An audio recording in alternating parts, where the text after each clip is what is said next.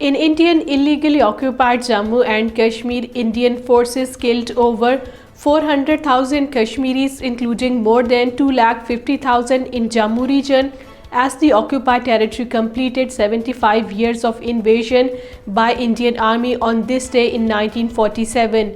A report released by Kashmir Media Service on 27 of October today, which is being observed as Black Day, said that more than 3.5 million Kashmiris were forced to migrate to Azad Kashmir, Pakistan and other parts of the world since October 27, 1947. Australian politician Lee Rhiannon, while expressing solidarity with the Kashmiri people on Black Day, urged the international community to globally remember those killed and suffered at the hands of Indian occupation forces in the territory. In a video message, Lee said, "We must remember those who died and those who suffered. It is the responsibility of the international community to stand with the people of Jammu and Kashmir." All parties, Hurriyat Conference leaders and organizations have said October 27 is the darkest day in the history of Kashmir.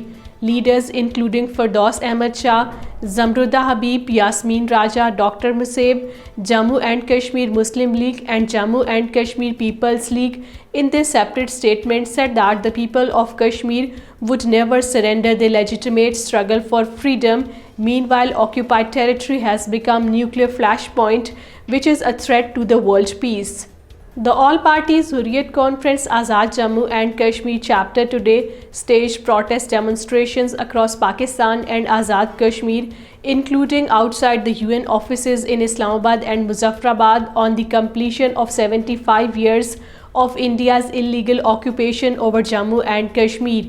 The APHC AJK leaders including Sheikh Abdul Mateen, Sayyid Yusuf Naseem, Mushtaq Ahmad Butt, Zahid Ashraf, Gulshan Iqbal, Mushtaqul Islam, Shahzad Bani, Engineer Mahmood Mushtaq and Dawood Yusufzai said that the massacre of Kashmiris is the worst example of Indian state terrorism.